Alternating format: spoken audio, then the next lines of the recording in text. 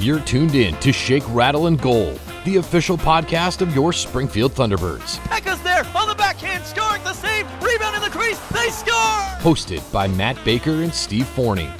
A show that's everything Springfield hockey, with interviews including players, coaches, and staff. The Springfield Indians repeat as the Calder Cup champions. Listen to this podcast on all major streaming platforms and wherever you download podcasts. In his first year at the helm, Kevin McDonald and Drew Bannister have the T-Birds in the Calder Cup Finals. Watch the podcast on the official Shake, Rattle, and Goal YouTube page at SRG Podcast. And now, here are your hosts, Matt Baker and Steve Forney. And welcome to episode number 1 of season 3 of the Shake, Rattle, and Goal podcast alongside Matt Baker. I am Steve Forney. Matt, 3 years. This is awesome. We've been doing this. This is great. It's fantastic. It time flies, and I've been waiting for this for a while. So let's get after it. Let's go. I'm pumped. We have a lot of excitement, a lot of good stuff to talk about on the show today. The problem is we do have to get some bad news that we have to get out of the way. Yes. And unfortunately, Colton Ellis claimed off of waivers by the Buffalo Sabres organization. That's a pretty big blow down here. But I'll let you talk about it, Matt. But I'm not. It doesn't ruin my spirits. But what are your takes on Ellis getting claimed? Look, I mean, he is a top 5 goalie in the AHL. So this is no slight to anyone else, any other goalies on this roster. But he was your starter. I think he would have started this season, your unquestioned number 1. I'm not talking about a guy who's getting 50% of the starts to start the season. I'm talking about a guy who's getting 85% of the starts to start your season. So that's a tough blow. I think that means it's next man up. And, at this moment is that Vadim Zarenko, Cam Johnson, Will Cranley, Gage Alexander. Those are your 4 goaltenders on the roster now. I will be honest, I won't be surprised if they keep 3. But because I was looking into sort of what AHL rosters, what's the max, and there actually isn't. I guess the confinements to an AHL roster all have to do with, are you a developmental player? Are you considered a veteran player? Other than that, you can have as many players as you want on your roster. Obviously, your active roster, who dresses and who plays, there are limits to. But on the active roster that can practice with you, you can have 3. They've had 3 before when it was Malcolm Subban, Zarenko, and Ellis a few years ago. So I wouldn't be surprised to start the season if they start with 3. I mean, I don't think it's a bad idea, and see what you got. Yeah. I do think it's interesting. I'm sort of pulling up the comps between Ellis and Will Cranley, and this is sort of the same path Ellis took, right? I mean, he was in the ECHL, he was a standout.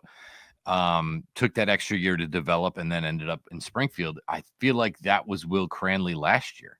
I mean, his goals against average in the ECHL was in the 2.7s. So it's not, he had a 2.71 save goals against, an 8.96 save percentage. So, this feels kind of like the same path that Ellis took. Now, again, it's not universal. They're not all going to end up being Colton Ellis, obviously, but well, okay, then let's see what we got. I mean, this is what we are. We are the AHL. We are a developmental league, and some things work out. And, did it hurt to watch Zach Bolduc get traded? Of course it did. I was like, oh, man, I love that guy, right? Same with Peru, Scotty P. And, these kind of things happen over time. And so it is unfortunate, but I like what we have. I like that we have Zarenko. I like that Cranley's been in the system. Gage Alexander did not too shabby in the ECHL. He held his own in the preseason game in the 3rd period and in overtime. He got the win in that one. So I say you go with 3, see what you got, send Cam Johnson down or Gage Alexander, whichever one you you feel you want to keep, and just see what you got. And Yeah. I don't know if you want me to bring up what Ryan mentioned to us, which was, If you don't, I will, because I think that is good. A Go good ahead. bit of information to share. So basically, it appears as though the reason the Buffalo Sabres picked up Ellis off of waivers is because their starting goalie, and forgive me, I'm not even gonna what's his Uho name? Pekka Luukkonen. Thank you. He's injured, so Colton Ellis is sort of going to be that guy that fills that void there for them. Does that mean they keep 3 on the roster? Probably if their starter is out. Now, when he is healthy, and it appears as though it's not a season-ending injury, he's not expected to be out the entire season. So when their goalie comes back, do the Sabres then put Ellis through waivers? If they do, St. Louis can claim him and send him down to the AHL. I don't believe any other team would be able to do that. So that sort of would be the sticking point. And these are all hypotheticals. What if? If you're an NHL team in a month, in 2 months, you're not claiming a backup goalie. You've already got your backup goalie pretty much established, Right. unless there's another catastrophic injury on your roster. So assuming that St. Louis is able to claim him, they would be the only team that could send him down to the AHL. If nobody claims him, then he can go down to the Buffalo Sabres AHL, which I believe are the Rochester Americans. Correct. So fingers crossed, but there is a path to see Colton Ellis in a Thunderbird jersey again this year.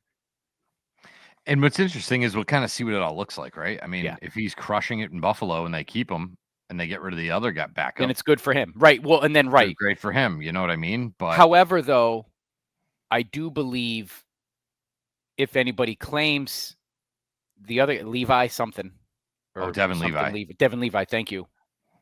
He's your NHL guy. Like if he's coming, right? But I will or is say, it because Levi, he was claimed from our AHL team? Yeah, and just from a Buffalo perspective, they have so much invested in Devin Levi for the future. Yeah. There's no way that he would be the one. If they were gonna they had to put somebody on waivers, it would be the new guy from an outside organization, not the kid Levi who they drafted and have been developing. So that's a good sign, right? That's good for us. I don't know. I don't tend to live like on a wing and a prayer, so I'm just gonna assume moving forward that we are all set with the services of Colton Ellis, which is a shame. And as much as I'd like to have him here, the guy's on an NHL roster. Congratulations, right? Like exactly. Like that's how we felt about Joel Hofer leaving too. It's just like, it was time and good for him. And again, I don't want to get too far into poking people with sticks, but the problem here is Jordan Binnington. They just get that contract and that player, and it's frustrating because he's so mid during the regular season, and then he goes to the Four Nations and boom, he's dominating for Team Canada in TD Garden, and it's like, where's this guy been, right? And then he goes back and he's fine, but is he worth the contract, the money of the years? I don't know. You got to ask a St. Louis Blues real diehard, right? So there's a bit of a logjam at this position, and all that it means is between Ellis, Hofer, Binnington, Zarenko, that just means the Blues are really good at drafting guys, right? I know they acquired Binnington, I think. I don't think they drafted him, but they acquired him. Yeah, so like they're pretty good at this. So that's why I feel kind of I'm tending to lean more positive towards a guy like Will Cranley, because I mean, look at the path. Like, look at what Joel Hofer did, right? I mean, Joel Hofer was a nobody, and then he came in the system and developed, and boom. And then it was Ellis's turn, and Zarenko. It could be Zarenko's turn at the end of the season, right? And then it could be Cranley's turn. So, like, this has happened over time, and so I feel good about it just based on past history. Right. Although it sucks. I'll just say this, and then I'm kind of done with goaltending until we get into the roster breakdown. Right. But, I do think now, and we did see a little bit of a bright spot defensively from the 2 preseason games. Granted, it's not your starters out there, but system wise, we didn't see 40 shots. Because I think that, to me, it would be the more alarming part. I think we've seen enough of Zarenko to know if he's getting peppered, he's either going to be on and he's going to make 40 saves, or he's going to get, if he's facing 28 saves by middle of the second period, he's either saving them all or he's getting pulled, right? That's kind of what we've seen from Zarenko. So I think if they can shore up a bit of a defensive philosophy or team defense where you're not giving up on a nightly basis, those nights are going to happen, but on a nightly basis, giving up 30 plus 40 something shots, that I am worried about that. But if you can tighten that part down and be middle of the pack, I'm not talking, I'm not to be top of the AHL, but I think if defensively the Thunderbirds can be middle of the pack, I'm fine with it. I'm cool with it. Agreed. And, to spin it positively, it's of all the transactions in the last week, Springfield, you got Dvorsky back. You got Stenberg back. You got Kaskamaki. You got Theo Lindstein. You got Hunter Skinner, who did pass through waivers. Yes. So it's like, wow, there's 4 or 5 guys that just absolutely bolster both your offense and your defensive side. And if the offense and the defense does what they should be doing, the forward and the defense group do what they should be doing, you could put you or I back there. Yeah. Really. Well, no. No, but yeah, point taken. A little extra time stretching, but we're getting old. But yes. I mean, really, they are looking as like a really solid unit, and we're gonna get into our sort of thoughts or predictions or how we would do it, our little GM sort of version of what we would do. But I think there's a lot of positive things to look at roster wise. Mm-hmm. Agreed. And one thing I did notice, I looked at the final Blues roster and didn't see Lucic on that. So I never had him like, well, that means he definitely is coming to Springfield. I'm just still curious about that. I don't know how that shapes out. I don't know if you have any insight to that. I know he was on a professional tryout. So does that mean the Blues have rights to, I don't think he necessarily needs to claim or clear waivers. Can they assign him to a team, or do they just say, sorry, didn't work out? At that point, it's probably up to Lucic too. Do you want to try in the AHL, or do you want to go for another team or something like that? Hope for an injury somewhere. I don't know. Yeah, I don't either, but I don't recall really ever guys coming in on a PTO and getting like signing a deal and getting sent down. Usually it's like, all right, we're done here. Thank you, but no thank you. Interesting that Oscar Sundqvist got hurt the other day at Blues. It was like their first practice. He got hurt.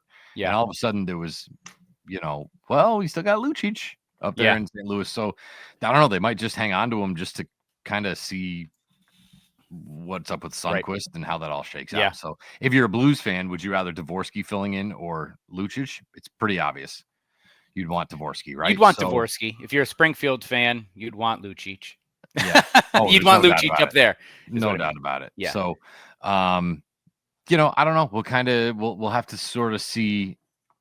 There hasn't been a lot of transactions, although I was kind of joking. Like the Sundqvist injury, I think must have happened when those 5 guys got sent down were like in mid-flight. Right. From I remember Springfield. You and I are texting like, hey, turn that Dvorsky plane right around. turn it around. Oh, here we go. Yeah. St. Louis.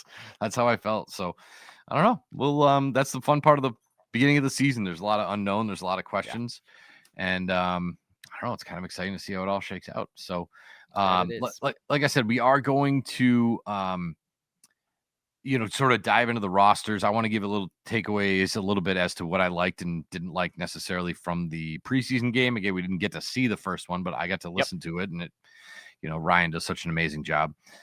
And we sort of buried the lead here. We are blessed to be joined. We had a quick little interview with Beth and Lisa Pignatare, who are from the Thunderbirds Booster Club. And I learned a lot. I always see Booster Club. I don't really know what it means. And I was like, that's like a select group of people. And it's like, they're like, no, join us. Like, be a part of the Booster Club. Like, you come to one game, you go to 50 games. Doesn't matter. Come and like be a part of Springfield Thunderbirds fandom. You know what I Mhm. mean? So it's really good. It's fascinating. You guys, everybody listening knows Lisa and Beth. They're just so nice. They're such sweethearts. So Yeah. we are going to get to that interview shortly. I do, though, want to take a quick minute, and a new year means new sponsors, and we are very happy about that. And a couple of really, really good ones. And I want to tip my hat to Matt, because you really sort of made all this happen. I just sat here and did nothing while you were doing this, so thank you. But we want to give a shout out to the TDS Center for Communication and Social Learning. They are in Amherst. Founder and owner Teresa Dooley Smith, along with her husband Brian, have spent their professional lives dedicated to children and young adults of Western Mass since 1996. The TDS staff are proud to offer a variety of therapeutic interventions, direct family support, consultation services. They're dedicated professionals that demonstrate an extraordinary level of commitment to their clinical work as innovators in the fields of social programming and social emotional learning. The experienced therapists and staff develop programs to meet your needs. They offer special programs to give students to become entrepreneurs. They just really they just take your student, your child, and they bring them up to the next level. It's an amazing things that they do over there at TDS. So for more information, you can visit their website, tdsspeech.com. That's tdsspeech.com. Or you can contact them at info@tdsspeech.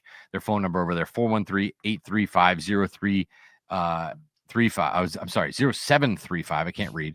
And Google them. Yeah, just Google them. You guys know how the world works. Just Google it. But we're really happy to have TDS Center for Communication and Social Learning here on the podcast this year. So big thank you to them. And by our friends at MassCon United Training Center right there in Agawam. From beginners to pro, MCU Training Center is a one-stop shop to improve your game with top local trainers and their knowledge, skills, trainings to develop programs that'll make you a better player no matter what your skill level. Player to coach ratio is small, so that allows them to focus on your individual athlete. They're right at 153 on Springfield Street in Agawam, right over the bridge from the Big E, so not far at all. 413-301-6040. Again, just Google them. You get all the information you need. Training sessions available as well. Birthday parties, they'll do it all. So give them a call or check them out at mcutrainingcenter.com. So we're very happy to have them with us aboard here. And if it's all right with you, Matt, we'll throw it to Lisa and Beth, and then we'll come back and talk some roster. Here we go. Enjoy the interview with Lisa and Beth. And it's a pleasure right now to be joined on the Shake, Rattle, and Goal podcast by longtime Thunderbirds fans and friends of the show, Lisa and Beth Pignatare. How are you? It's so nice to see you. Thanks for coming on the show today. We're doing great. Glad to be on finally. Good to see you guys. We miss you. We miss being here. We miss being here. So why don't you guys just start off by telling us a little bit about yourselves, how long you've been coming to games in Springfield, and at some point you must have turned from casual fans to Booster Club season ticket members, right? So sort of walk us through a little bit of that journey. Beth started it. It all started when the Falcons used to do the family fun nights for the local school districts back in about, I'm going to say 98, 99. I brought the flyer home, went to mom and dad. Dad was an original hockey person. He grew up going to the Coliseum for the Indians games. So he got stuck bringing me as a game against Hartford. Goalie got knocked out. He knew after that day we fell in love with the sport. Cousin of ours would get us flex passes. And since winter 98, we've been going on and off. And I did an internship for a while through college with the Falcons under David Markowitz. Mm-hmm. And then life happened. We were gone for a bit, but followed the team. Then the COVID shortened year, we ended up just doing a game here and there where we could. And it was just after the military game, I went to talk to Evan. I'm like, hey, tell me more. And since then, we've had season tickets. And here we are. Where do you sit? 11, just off the away team bench against the glass. Nice. So. We think we see you out there for bongo camp. Yep. Usually in that area. Gotcha. Yep. Either the bongo cam or it's us and one other with the cowbells. So it's usually something. When one of the camera guys knows you, he makes sure to get to you every so often. As it should be. From a fan's perspective, how have things transitioned I'm not from Western Mass. Was not a Falcons fan. I became a Thunderbirds fan. Was it seamless for you, sort of as we'll call you, like OGs almost, right? So, how have you noticed changes from Falcons to Thunderbirds, or was it kind of seamless for you as fans? Kind of seamless. I think like with any fan base that sees any kind of a name change, that's still the hardest thing. Swore we wouldn't be like our dad when he called the Falcons the Indians. Yeah. I still call it the Civic Center. I still call it the Nest. But overall, pretty seamless. And I think that under the current leadership that it's out there more for the team. We're here, we're supporting the community, support us. A little bit more than the Falcons, but the Falcons did a fabulous job with what they did at the time. And the Thunderbirds just kind of helped step it up. That's awesome. So I guess, like, I don't know, it felt to me there was a pretty big difference when Nate took over, just in terms of the people in the building. It just felt like the people that he hires are just rock stars. Like, They are. They are. They've really stepped up the game, and I don't think you could compare it to anything. Well, so take us a little bit into Booster Club. How did you start to get involved with that side of it? Because that's a whole separate thing than just fans going to games. Like, there's responsibility for you. So take us a little bit into that side of it. That was actually kind of an accident. About three seasons ago. We had signed up for the Rochester bus trip. A friend of mine had told me about way back when he was in college, about the bus trips and places he's been. Signed up for it, told him about it, and it was probably the best fatherly advice I could get. Looked at me going, sign up. If you like it, you like it. If not, it's what, $10 out of your wallet?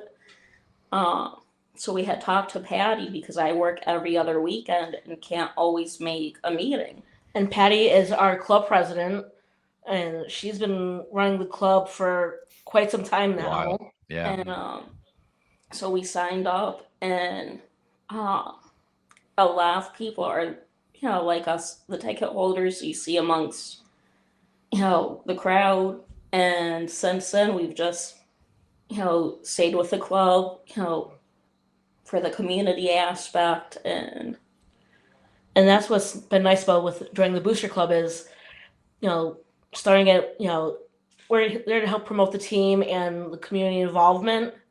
Mm-hmm. And one of the ways we do the community involvement is we have a scholarship, the Duncan McPherson Hockey Scholarship for youth hockey kids to go to summer camp. So we're giving back to the kids that could possibly be on the Thunderbirds in the next 10, 15 years. Mm-hmm. That's awesome. And it's just been nice. There's been rinks her and I have always wanted to go to. So we try and put on 2 to 3 bus trips a year. And, we go. Her and I aren't worried about either of us driving. Our dad's not worried about us driving. And that's awesome. How closely do you guys work with the actual team, or do they kind of just let you guys do what you want, or do they have suggestions like, hey, this would be a cool road trip, or we have something cool going on this night? Or I know that when we do the tickets for each bus trip, Jess and from the HR side, and usually Steve, one of the ticket reps, help us be the middle person to establish everything. So if something is going on with the tickets and you're having an issue, usually, it's calling up Steve going, help, it's, whatever. And he's like, okay, and does whatever magic he does. So it's a little bit of Patty and Nancy will go to the team and try and work out what trips for a possibility. And the team does back us with the bus trips. So if something comes up, it's sponsored by the team, basically, for that trip. That's awesome. Good for you guys. Good for them. Love that. That's great. Aside from, and I know you guys have listened to the SRG podcast on the bus trip. So aside from listening to the podcast, awesome. what are some of the best parts about the bus trip, or any fun, silly stories about, riding on the bus with some cowbells, or Usually take us. I'm the loudest one between her and I, so I'm usually the one with the cowbell or the one you can hear squawking just behind Al. It's hard to be louder than Al. That's impressive. Yeah. And And I know the last bus trip to Providence, we were actually right underneath Ryan, and from what I understand, he was making comments. Oh, yep, the booster club's here. They're down there. 100%. Yep. We They're were right. watching. 100%. And we're We just could like- hear you. You were loud. Yeah. We could and we're just definitely hear you. Yeah, okay. No, it was great. You guys took over the broadcast. I mean, everything we Yeah. heard, you you could just tell you guys were having a blast, and that, I think that's kudos to the Booster Club, and kudos to you and listeners, all the fans that went. Like, you guys were loud, supporting the team. Yeah. It really is a great thing. And we know after talking to a few of the guys when we're waiting outside that they appreciate when things like the Booster Club or the fans go down and support the team, because they're on the road. They don't get the cheering like they do back home. I mean, when we were down in Bridgeport, we were seeing where the guys was come in and out, and Ellis was in net that night, and Big Z was staying in the tunnel, and of course her and I would be running over to Zarenko, fist bumping him so he felt included, and then you could tell he was appreciative that he's not just sitting there alone.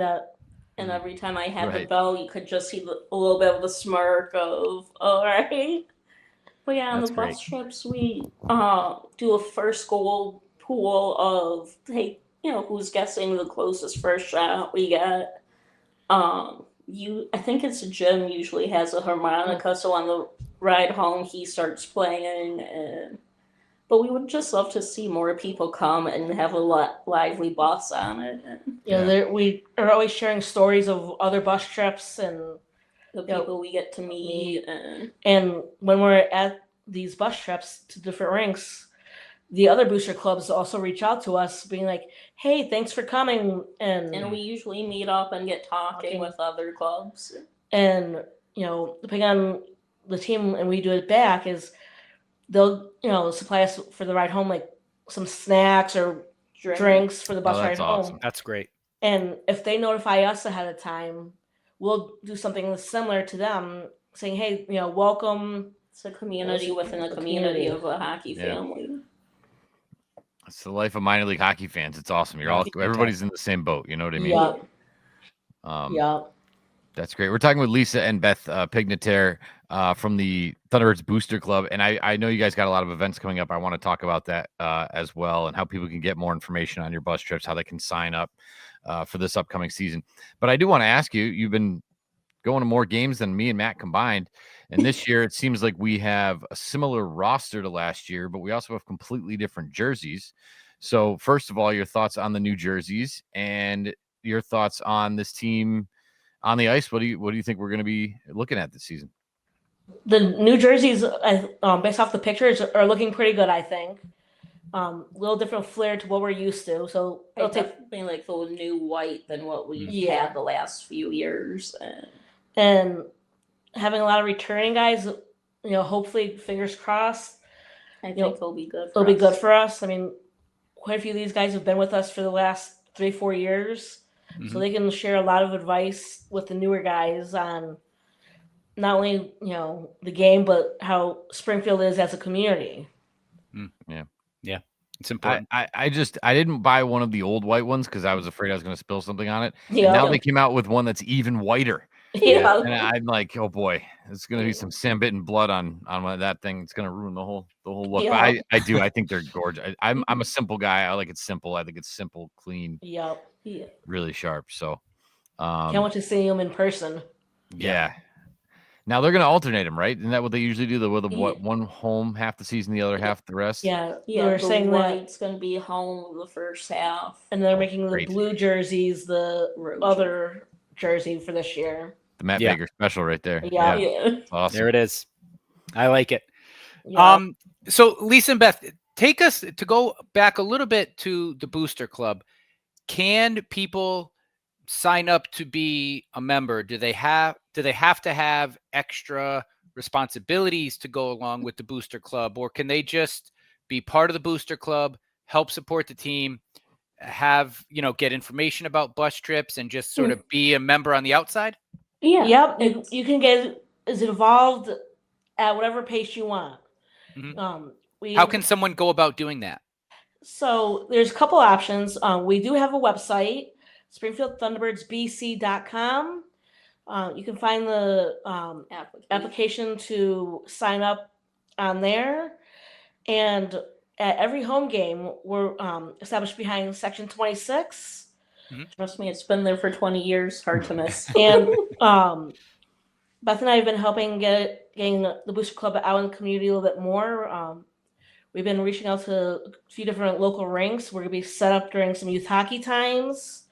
Great. So keep an eye out for us at either Amelia Park Ice Arena, Sierra Arena, and the Olympia.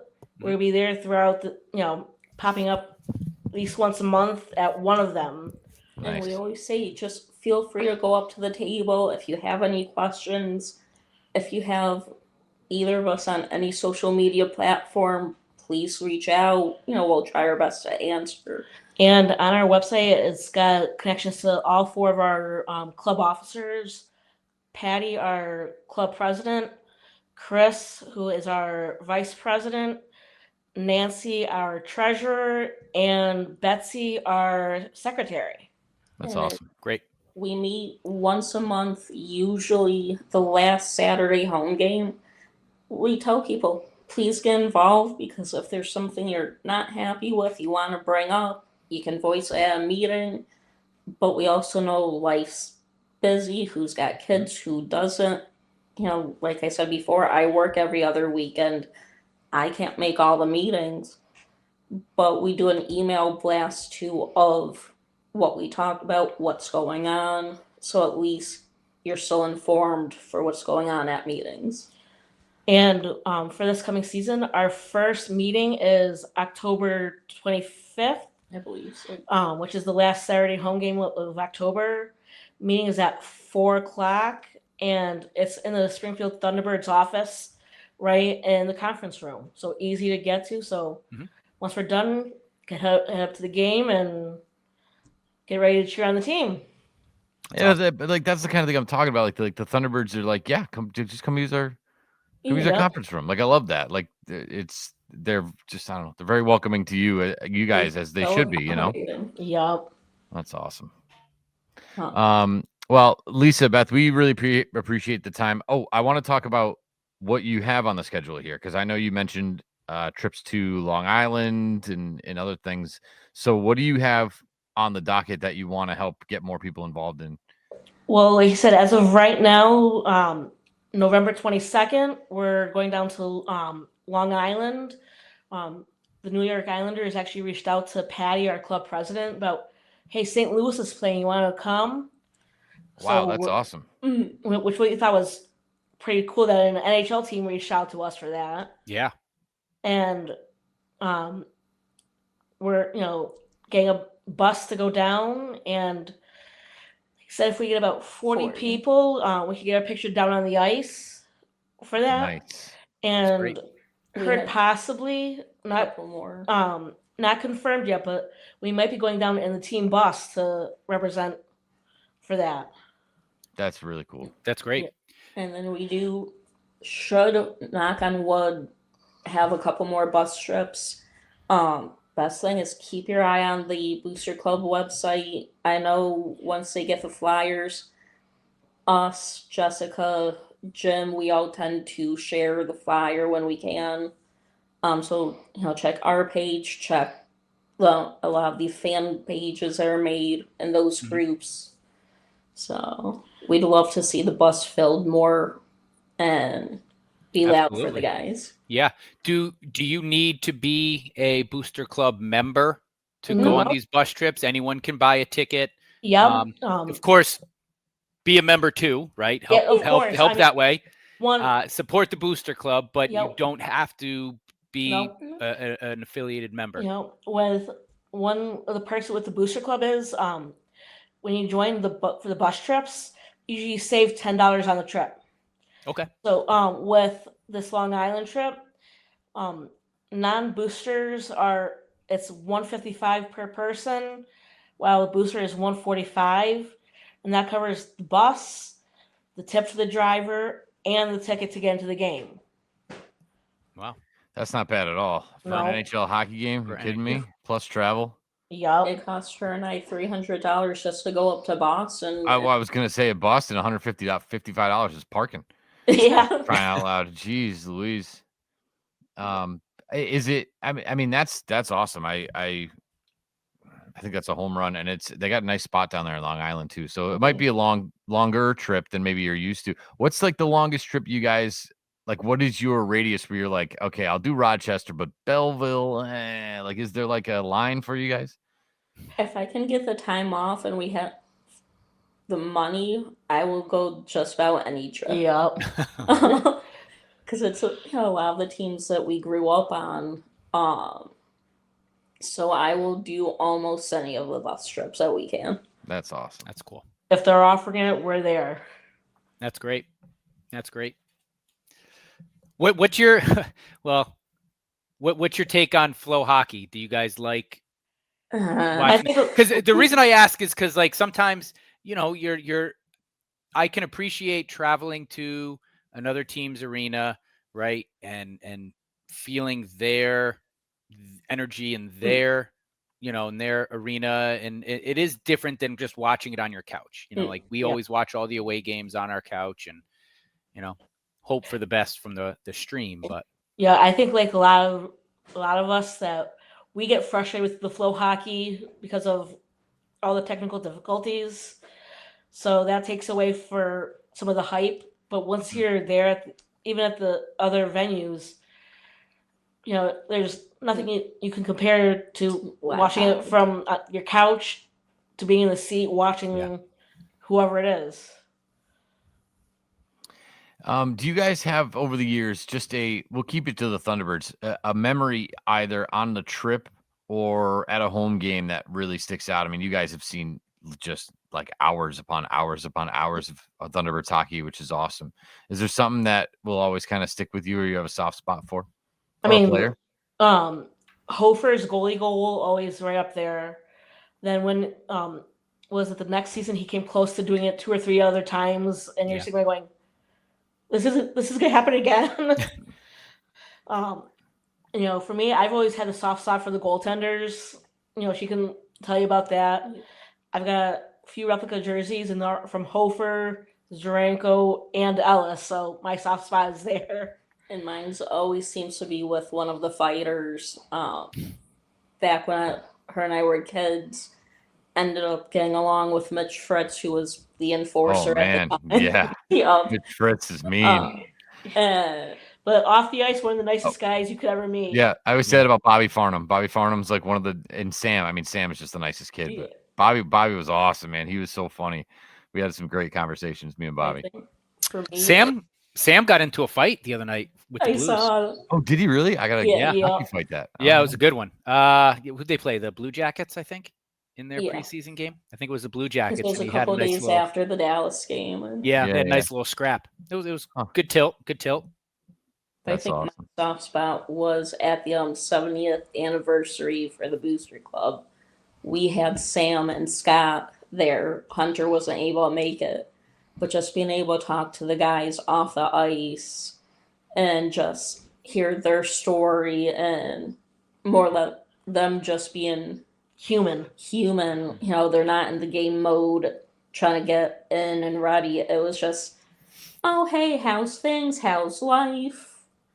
Now a lot of the times if her and I aren't there, we get Sam looking at us, okay, where's the other one? There's 2 of you.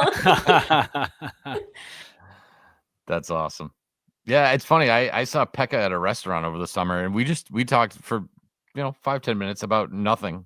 But it wasn't like we were talking X's and O's. We just shot the breeze for 10 minutes. They're just people, just like us. Yep.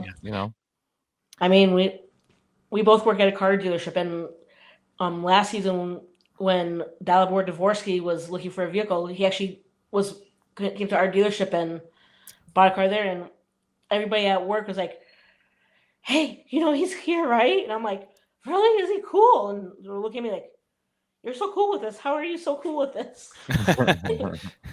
Been there, done that. It's funny. Yeah. I used to work at an Enterprise Rent-A-Car near Bridgeport, and I used to get all the foreign guys, and then all the guys who were sent down from New York. And the foreign guys were very happy to be there. The guys sent down from New York, not so much. Yeah. But it is funny. We'd have a lot of them coming into the store, so it was funny. You guys want to give us just the information one more time, the website, where you guys are on the concourse, and how people can get more information? Yeah, the website is springfieldthunderbirdsbc.com, and we're located behind section 26. Kind of diagonal from Ticket HQ. So Right around the corner from like the pro shop, right? Like you come around Yeah. pro shop and boom. Yeah, you Yeah. can see it right from there. And so we're basically just a bunch of hockey-loving fans. So if you fall into that category and like to get involved, And the great thing is, you don't have to be a season ticket holder to join. It's a lot of people join the club because that's what they can afford, but still want to be involved with the team. and even at the end of the year, one of the perks is we get to vote for the MVPs. They usually get presented on the ice. That's true. So I That's think very last cool. year was Pekka, and this past year was Ellis By 2 votes. by 2 votes. That's cool. Yeah. Do you guys do that separately, or do you come into a room and have like one of the They old give- school? They give us little like ballots of who the And we just go up to the table before the game, a couple weeks before the last game, vote, and the officials count up. And That's cool. and you'll see Patty go on the ice and present that award. That's great. And before that, this past season, Nancy, our treasurer, presented the youth hockey scholarships on the ice too. I'm sure you got a front row for that, Steve. Oh yeah, sure do. I can see the script right now. Yeah. Yep.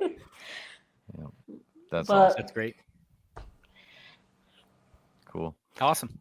Well, we really appreciate your time this evening, and I'd love to see this thing take off. We'll do our little part to try to promote this for you guys, because you're so. I think people think that it's like this Illuminati club of diehards that like you gotta know everybody's every player's grandmother's name in order to get in it, and you really don't. You can just No. if you love hockey and you love the Thunderbirds and you like a good time, and and like you said, there's not a lot of commitment to it. I think that's what I learned. I was like, man, I wish I had free time. I'd join the booster. You don't need free time. You can be as busy as you want. You can still join. So that's awesome. Yeah.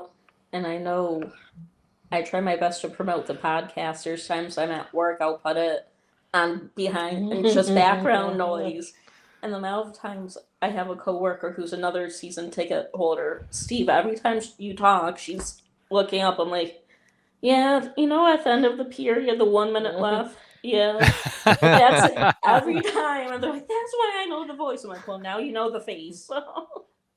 That's great. Oh, that's awesome. No, Well, we appreciate that. Yeah, for sure. For sure. Thank you guys. You guys are great. Don't be strangers, and thanks for coming on tonight. And let's go T-Birds. Go T-Birds. Absolutely. All right, there goes Lisa and Beth Pignatare. And if you weren't sure which one was which, me neither. No, I'm just kidding. I'm just kidding. I'm just kidding. I love them both. Beth used to work at the local Stop and Shop I went to, so I know I can definitely tell which one's Beth. But they are awesome. They're such great people. Saw them at the preseason game doing the bongo cam. So Nice. again, stop by that table and just get some more information and see where it takes you. I mean, those bus trips sound like a blast. I just, your dad, we just don't have a lot of time to be, going to Long Island. I'd love to. I can't like squeeze it. In my head, I'm like, ooh, do I make this like a vacation? Like instead of and I'm like, I can't swing that. But then I'm like, all right, well, I got a few more years until I'm empty nesting, and maybe Jill and I will start the bus A trips few. then, kind of thing, Oh boy, you Yeah, don't age yourself, bud. Yeah, I know. no. So big thanks to them for joining the show, and glad we could help spread the word about the Booster Club. Yes. And as we mentioned before we went to the interview, we were talking about the roster and sort of how it looks. And I think I get the vibe people are a little nervous about this year. Mhm. And so I think it's important for us to sort of break it down a little bit as we would if we were GMs and Sure. let people know, maybe when we're done with the segment, people will be like, oh, we actually might be pretty good, because I think we're going to be really good. I think Go ahead. as this roster is right now, this second, this is a top 4 team in the division. I think, of course, I think injuries were an issue last year. Consistency was an issue last year. Very untimely injuries, but when they were good, right? And so I'm just sort of coming at it where they're really last year. You and I talked about this, like as we were prepping for this show last year, I was all over elite prospects. Who is this guy? Who's this guy? Who's this guy? There are some new faces, but the core is there. And we talked about this last year too. The teams like the Hershey's, the Checkers, they Providence, yeah. keep Providence, right? Their core is who. I don't follow those teams. I can name half a dozen players on those rosters just because I watch them year after year playing the Thunderbirds. I think we're here now, and this is year 2 with Connor Walchuk at the helm. I think he did a nice job last year. So for me, this is a top 4 team in the division, in my opinion, as it is this very second. No, to go on that, because I think Bridgeport is going to be a lot better. Bridgeport's Agreed. actually going to be really good this year, but it's free agents, it's 20 somethings. Yes. They're where we were last year. Yes. And I just, I made my little makeshift lines as I would, and I just counted them up. Do you know how many returning guys there are from last year? Just based on the quick math I did. Don't cheat. I won't look. I want my paper here. I'm gonna say at least 10, 12. 17. Jesus. So that is where the strength comes in for this Agreed. team, is you have 17 guys on your roster. And by the way, that doesn't include, because we'll get into it, Sam Bitten, Cale Kessie, Taryn Pfizer, Marc-Andre Gaudet. I didn't even include them because they're not based on my roster. They're Right. not starters, but Right. that's over 20 guys. Like, that's amazing. So for a league that has as much turnover as the AHL does, like, we're used to this, right? We're used to guys coming in and out. Hershey's gotten worse. Bridgeport's gotten better. Hartford's probably going to be the same. Providence, again, you Bruins fans, it's the same guy. Line them up again. Fabian Lysell, Georgi Merkulov, Patrick Brown, line them up again. Everybody but Bussy, really. They blew that one. So, I think that's going to be the biggest. And Kano, right? Yeah. Year number 2 for the head coach. So to me, that is what's the strength of the team? Familiarity. Agreed. Understanding the players, the league, the opponent. I think that's going to go such a long way for this team. It's awesome. And don't underestimate 10 years. Human beings are emotional, and you're wearing that 10 patch on these new jerseys. That adds a little bit more excitement and feel in the crowd. What does that translate onto the ice? I wholeheartedly believe it does. So don't underestimate that. These sort of special seasons. What I mean by that is like the 10-year anniversary. That right. No, special seasons can aid to success on the ice. Or it can at least let the players know, okay, so we got something special going on. Exactly. Like, this isn't just like a regular seat. Like, this is something. The little 10 flyers that they have in the red line. Yeah, looks awesome. I mean, Yes, there's just all the boards got redone. I know this is not, nobody else really cares except me, but I walked into, dude, I literally felt like I was walking into a remodeled kitchen. My booth, brand new boards, brand new table. Everything is perfectly white and blue. New penalty boxes. I was like, I'm in a remodeled kitchen right now. This is amazing. So there's so much happening. You're right. With stuff like that, those extracurricular things that I think are going to go a long way. So I'm really excited. So do you want to fire off yours? Do you want to fire off mine? I'll do mine. I got mine pulled up here. Okay. So mine, and I know Connor Walchuk used this term last year. lines are placeholders. And I take that approach too, because I actually think this roster is pretty stacked. It is. But what I did when I created my lines, and I'll give them numbers, but they're more like placeholders. Sure. I tried to find chemistry and a mix and a playing style. So what I did at my number 1, returning from last year, Nikki, Pekka, and Luff. I just think there was chemistry last year. There's skill, there's talent, there's veteran leadership, and depending on how game flow, what's happening, like that is your stabilizing line. I have Kaskamaki, Devo, and Stenberg on the line 2. For that, here's your young guys, here's your energy, here's your talent, here's your skill. Here are your guys who are on the bubble for you want to call up. And does that give this line a little bit of extra juice? And does it also give them a little bit of feel like this is potential in 2 years, a St. Louis Blues line 3, right? There's that sort of potential. There are those sort of expectations in St. Louis for these 3 guys. So I have Kaskamaki, Devo, and Stenberg on line 2. And my line 3, and I think this is another phenomenal, high energy, skill, savvy, whatever you kind of need to get done. I've got Peterson, McGing in the middle, and new free agent signing Chris Wagner on the right wing there. I think Chris Wagner is a guy, he's your Mackenzie McEachern prototype. No offense to Mackenzie McEachern, Chris Wagner brings a little bit more statistics. He's more experience in the NHL, more talent. I don't think it's fair to expect to have the same locker room presence as McEachern had.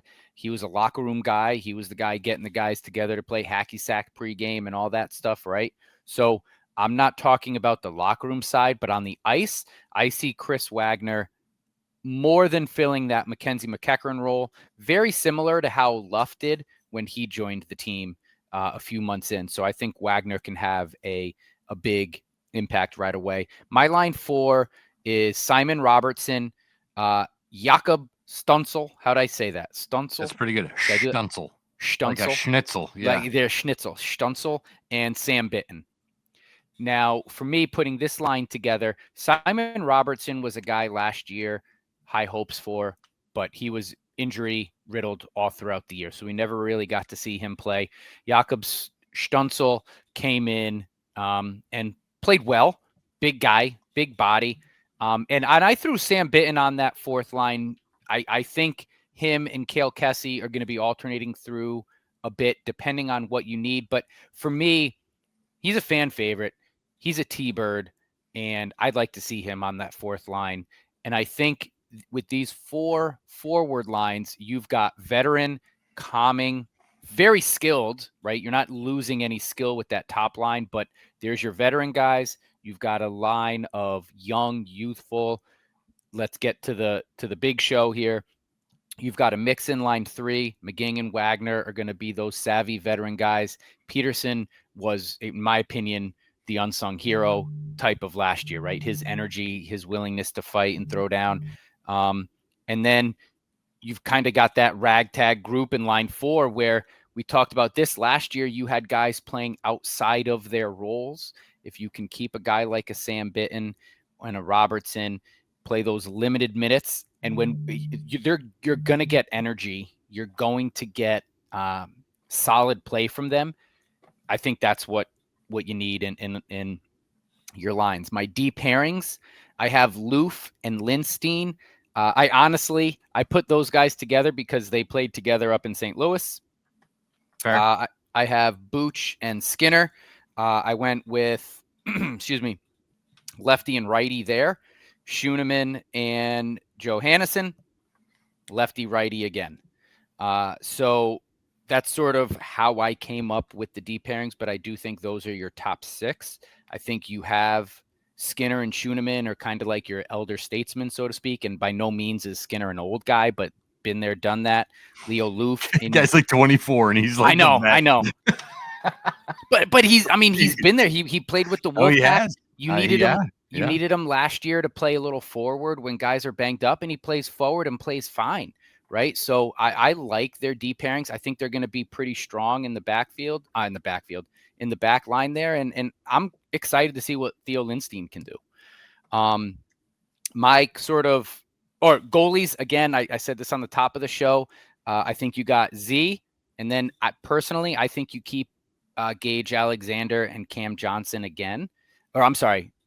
Will Cranley, and you see what you have. And I do think you're going to see, at least to start the season, a bit of just a consistent rotation between the guys they have. I don't think anyone is going to be your 85%,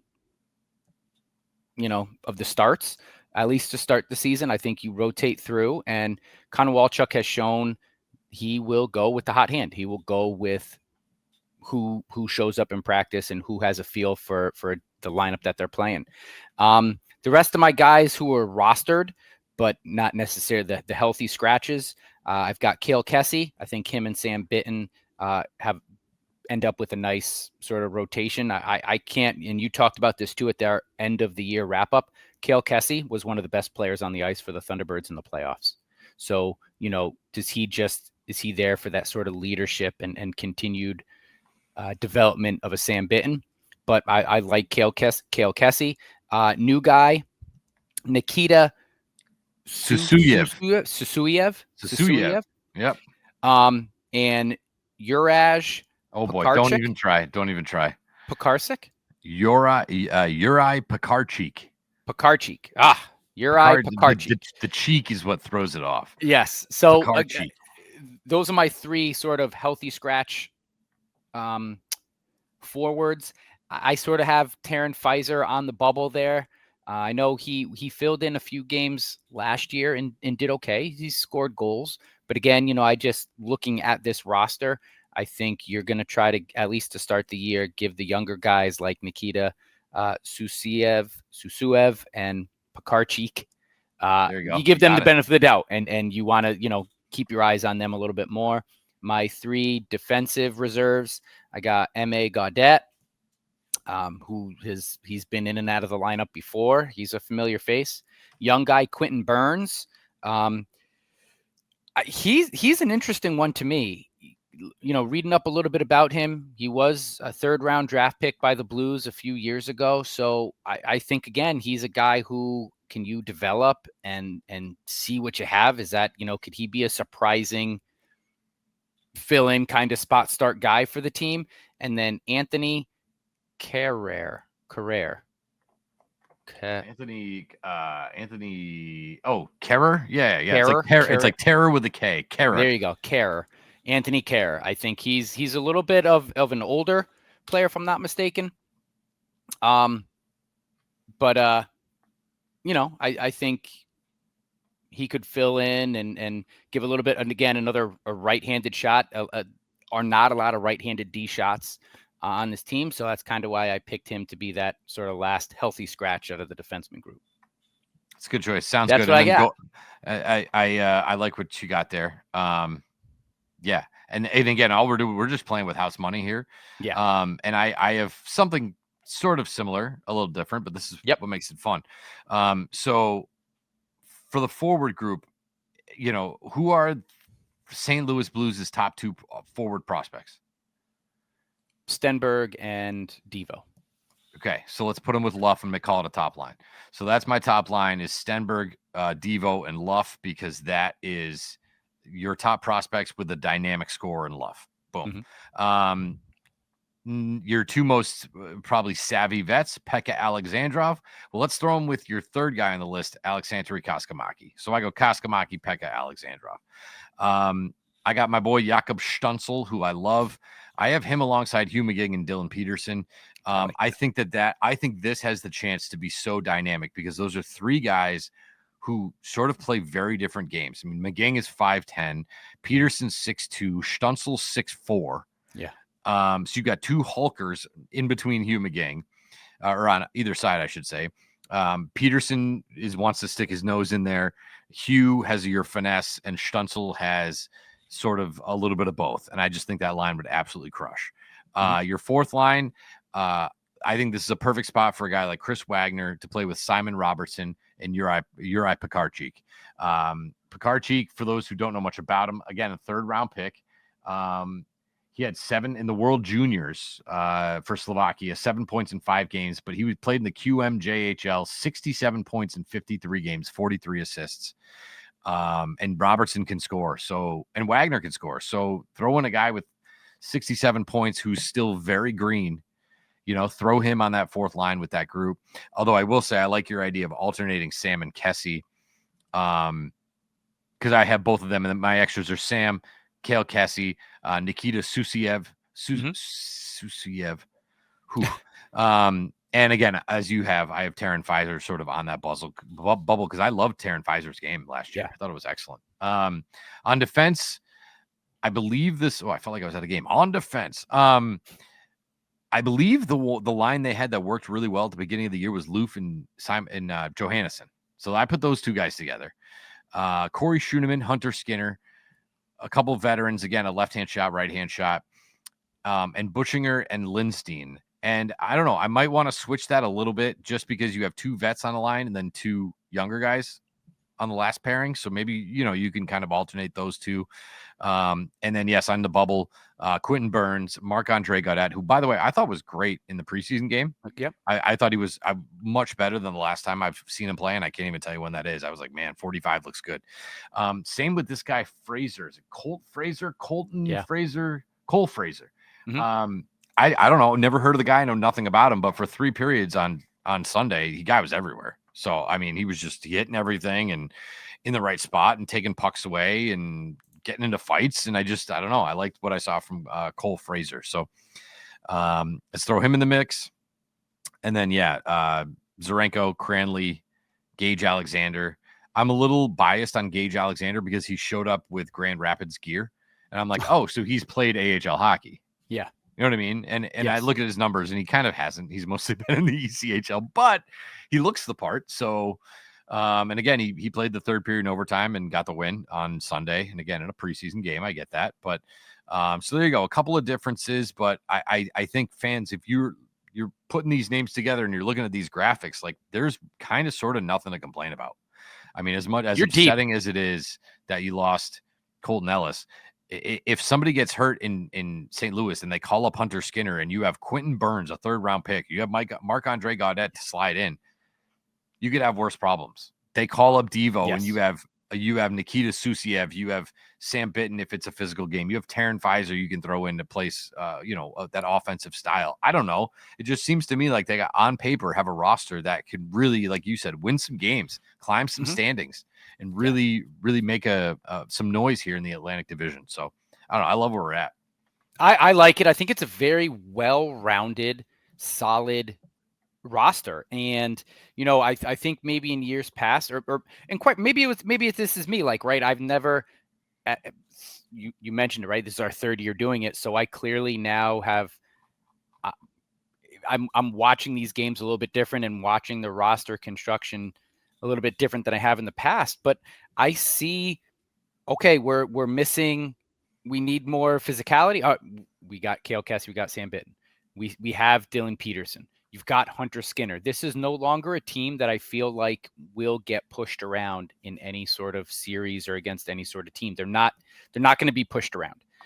You've got veteran leadership. You've got young NHL prospect talent. And I don't mean that in a slight to some other players, but, a few years ago, Hugh McGing, he's a young guy, but, he got his shot. He got a week in the NHL. But, I mean, what I'm getting at is you have Kaskamaki, Devo, Stenberg, and I actually think Peterson, to an extent, are very much in St. Louis's futures. Like, they have these guys circled as top line guys in the NHL as they continue to develop. It's not just young, talented guys.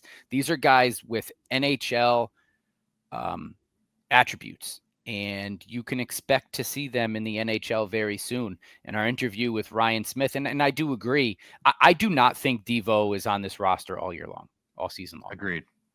I just don't. I think he takes on sort of that Jake Neighbors type of feel from 3-4 years ago, right? Him and Nikki were back and forth. I think that's where you're going to see Dvorsky. And I do agree. I think when he does get called up, he's probably there to stay. And so St. Louis will be smart as to when they pick that moment. Is it a long injury? Is it, somebody just isn't cutting it? Or is it because the kid's just absolutely or is crushing he just down here? dominating? And that's what that's so like my biggest expectation of any player on this team is for Dalibor Dvorsky to be a top 10, if not top 5 player in the AHL, because he's capable of it. And that's the next step for a prospect like this. His expectations, his ceiling is different than it is for other guys. And so he needs to, I see no reason why he can't start the year with, 22 points in the first 25 games. I'd love him to have 22 points in the first 15. Do you remember, this might have been 2 or 3 years ago now, the Matthew Pekka, Nathan Walker, Adam Gaudette line? Oh, yeah. Right. Yeah. So you're talking like within the first 2 weeks, pretty much all the points were manufactured by those 3 guys that got Nathan Walker his call up. We haven't seen him since. And like, I expect that kind of start from Devo. The difference is I'm looking at, and look, whether it's my lines, your lines, or Coach Konowalchuk's lines, I don't see production from just one line. That's my point, right? Like, okay, if it's the Devo line, Devo's lighting it up, and he's got, in the first 8 games, he's got 15 points, and he gets his call up. I'm pretty sure that Pekka line, whoever else is on that, has also produced. Hugh McGing is going to produce. Chris Wagner is going to produce.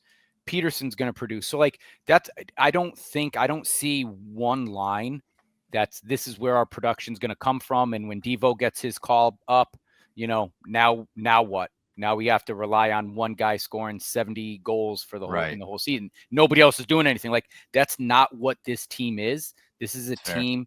This roster is constructed with physicality, with strength, with quickness, with veteran leadership, with youth.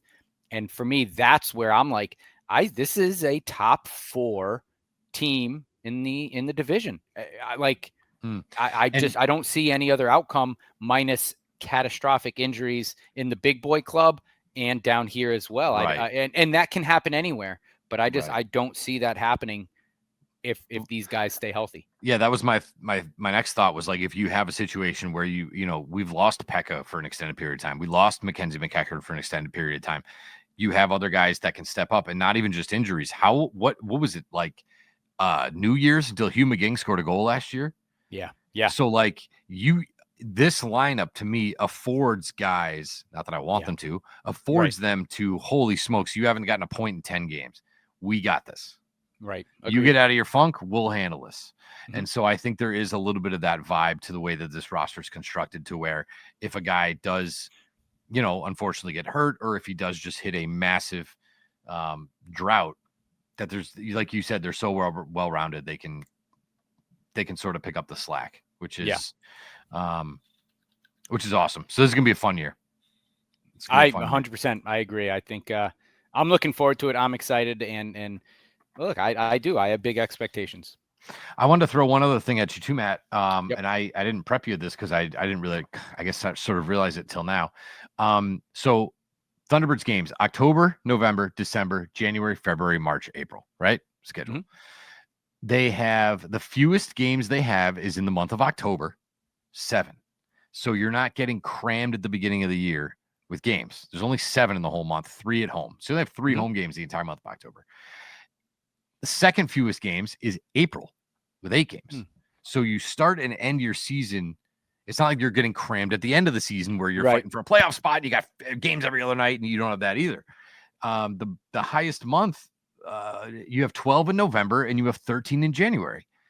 I love that. I mean, you want October as a feeling out process, right? We've asked guys, even guys like Tommy Cross. So like, yeah, sometimes it's not till November. Well, great. You got 12 games in November. Figure it out in October, because November's around the corner. Same thing with January. That's the heart of the season. That's when you know what you have, hopefully. Good or bad, you know what you have. And so the 25 games in just November and January to me is massive because that's Yeah. such a good opportunity. Those are 2 great months. It sounds silly. I feel like a football guy because that's scheduling in football is huge. Yeah. But Well, that's a very okay. analytical kind of way to look at it, and I like that. I guess my thought, and I won't be all positive on it. I think having fewer games in April does put pressure on to They mean more. sustain those middle months. Sure. You cannot, in the past 2 years. 2 years ago, they missed the playoffs, right? The only time they've missed the playoffs since their Calder Cup run. But that was like, okay, you needed April. Can you give me 2 wins in a row? And right, last year, leading into April, they went on that heater where they were winning games at like a 90% clip, and then they struggled, had a little lull there in March, and they needed April to kind of get right a little bit. So That's true.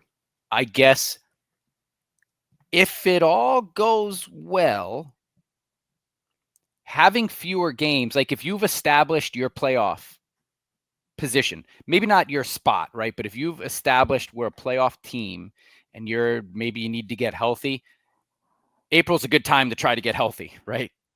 So again, if all goes well, that could be good, but that puts a lot of pressure on those middle months to just make sure you're not going through, a 2-week winless streak. That's not what you want. Yeah, 8 games in April, 2 against the other conference. So just looking ahead, Hershey, Yep.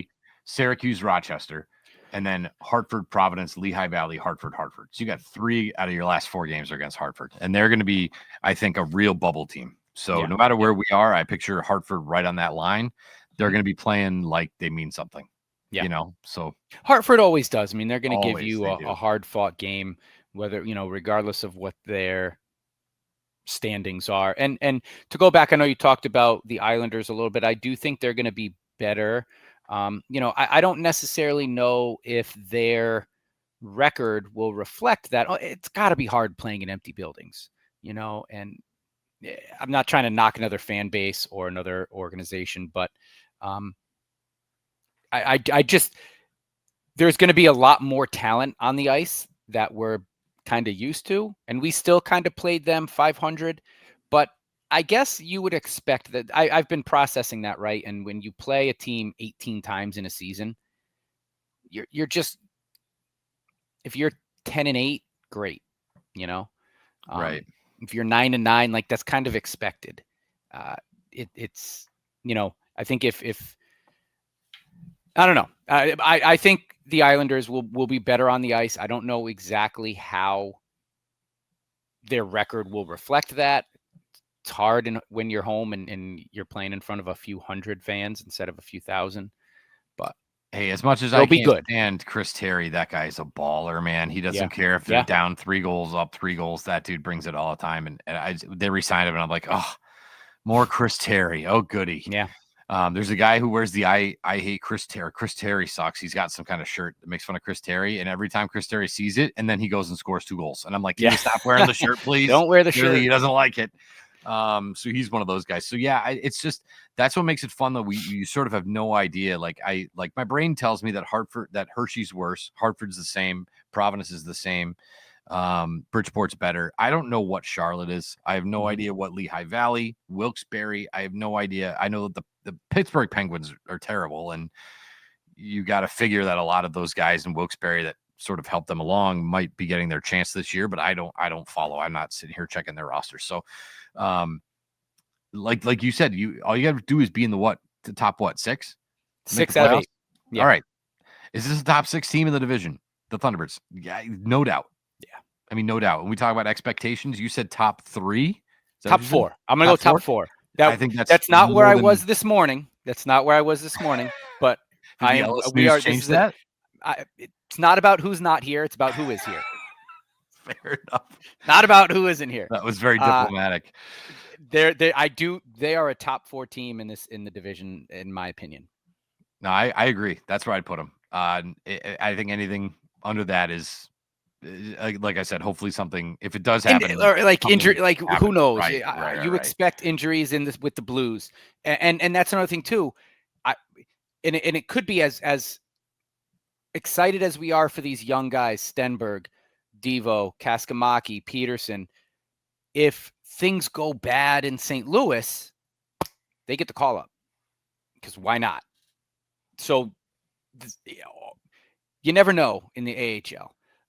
But as things are right now, how this roster looks, they're a top 4 team in my opinion. Agreed. Well, this is fun. We're back, There's a lot to baby. look forward to. We are so back. We thank everybody for tuning into the Shake, Rattle, and Go podcast as always. And of course, information that you guys know. Opening night, Saturday, this coming Saturday, 6:05. Again, we've been talking about it, but the 6 o'clock starts, which I think are great. I think that's league wide. I think the league did that. So Saturdays at 6, I love. Look, I understand it messes with your food pregame situation. There's no easy time to go to Red Rose. So whatever time it is, there's a Chipotle over the bridge. I do that sometimes for games. I stop at Chipotle and then I'll just sit in the locker room and eat it like a 12-year-old. It's awesome. So you'll have to figure that out. But love the 6 o'clock start time against the Charlotte Checkers, presented by MGM Springfield. They got the block party going on at MGM. Big thanks to the Springfield BID, the Business Improvement District, for doing what they do as well. You're going to get a magnet schedule. You are going to get a 10th anniversary banner, which is so cool. I can't wait to get that and hang that puppy in the house. So that's going on. And then it's like, when's the next home game? It's like, oh my. So yeah, there's not another home game from October between October 11th. The next one is October 25th. Another 6:05 start Saturday against Hartford.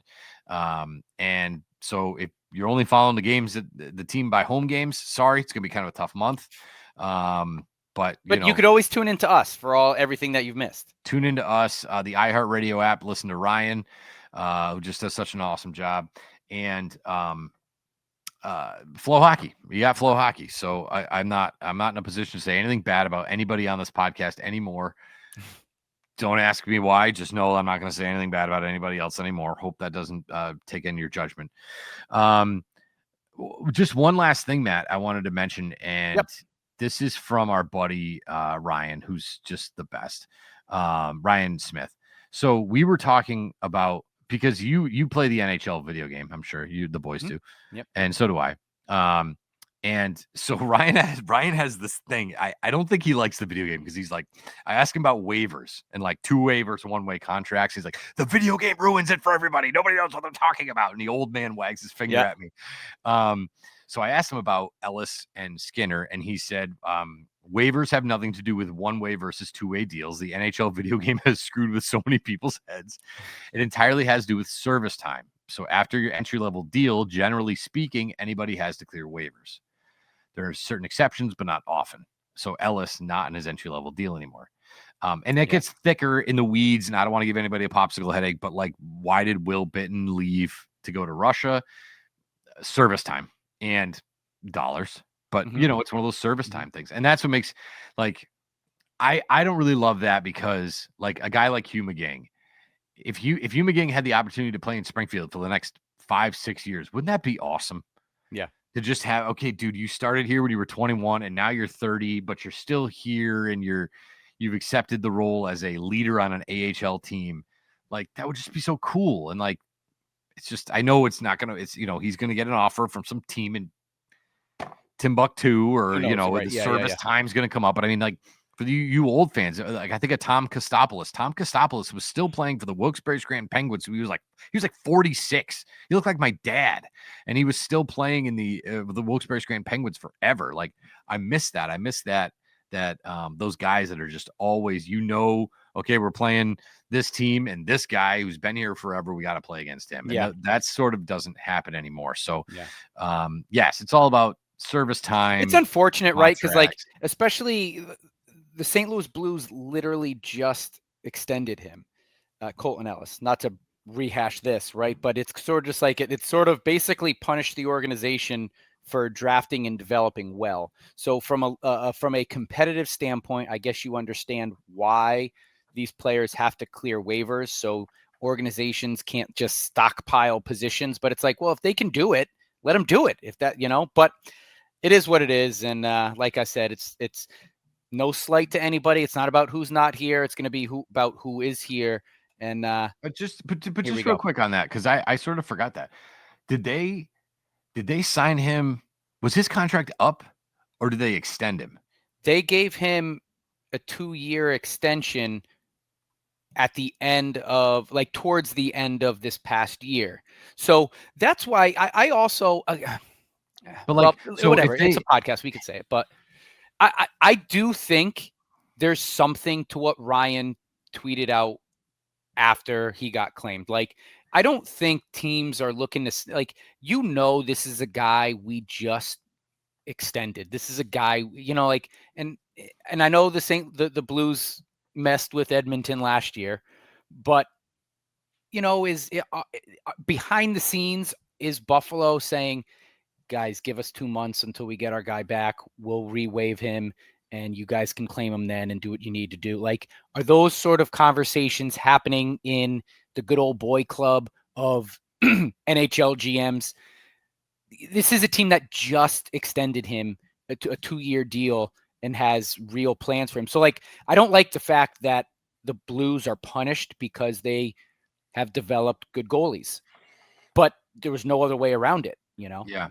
So and you mentioned it because I'm maybe it's from watching Bill Belichick all these years. I am petty. Oh, am I petty? If I was Edmonton, I would be pulling every single St. Louis guy, and I'd be like, I don't even need this guy. I'm going to trade him away, but you can't have him because you stole our guy. I would just be so petty. And I was shocked. That was with Hunter Skinner. I'm like, well, if I'm Edmonton, I'm grabbing that guy. Just because he's on your team and he's good. You can't have him. I honestly, you mentioned that. I wouldn't have been shocked if Edmonton pulled Colton Ellis. I think Colton Ellis, he can be a backup NHL goaltender. Sure can. He absolutely can. I mean, if he was St. Louis Blue, I don't think St. Louis would be upset about that. So he's a backup goaltender right now in the NHL. So, I thought, if you're Edmonton, are you tired of seeing Skinner fail in the playoffs? And let's see if we can catch lightning in a bottle with this up and coming kid. I thought that would have been plausible, but hey, they were too busy worried about that guy, number 97. What's his name? They just extended him too. I know, that's what they didn't. We're looking at the waiver wire because they were trying to get McDavid extended. Yeah, that's why he's probably a little bit more important anyway. Yeah, right, exactly. So, anyway, well, this was fun, Matt. I don't know if you got any last words for the people. Fire away. Yeah, let's hit the reads and then we'll see you at the Thunderdome. Word. We want to thank our friends at MassCon United.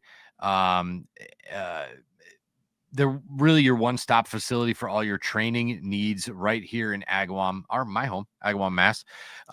Regardless of your talent level, MCU has room for you to improve your craft. They offer training for soccer, lacrosse, baseball, golf, hockey, floor hockey, field hockey, weight training, agility. It's a really cool space on the inside. You turn a corner and you're like, oh, there's a hockey rink. This is cool. It's very, very cool. And if you got a little, a little kiddo that's really crushing it and wants to take that next step, hit up our friends at MCU Training Center, the MassCon United Training Center right in Agawam, 301-6040, mcutrainingcenter.com, or as I always say, just Google it. And by our friends at the TDS Center for Communication and Social Learning, their unique location in the center of Amherst, Mass, allowing for clients and groups to enjoy the social construct of city life. Their founder, Teresa Dooley-Smith, is a leader within the speech and language community, continuing to find innovative ways to meet the needs of all individuals. They are at tdsspeech.com, or you can email them at info@tdsspeech.com, 835-0735, or again, Google it. Matt, I don't know. Do you want to get into your relationship with them? We don't have to now. I know we're late in the podcast. Yeah, we could talk about it later, but yeah, okay. Full disclosure, right? I do work with them. I've worked with Terry and Brian for years.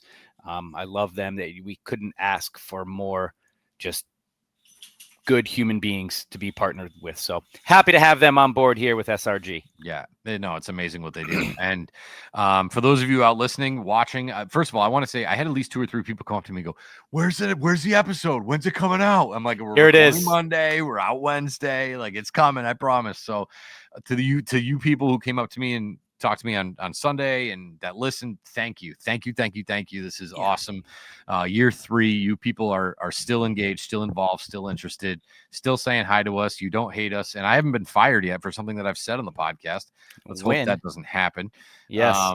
But no, really, if without you, the listeners, we're just talking to ourselves. So thank you. Absolutely. No, we appreciate it all. And you know, I think we've developed quite our own little following, and we're excited this year to hopefully grow that following, right? So tell a friend, tell a casual fan of the AHL, of the Thunderbirds, to check us out. Listen, there might be some SRG merch floating around the concourse soon. Working on it. Not right away, right? But so keep an eye out for that. But look, we're excited to be back. We're back, baby. October 11th in the Thunderdome. Let's go, T-Birds.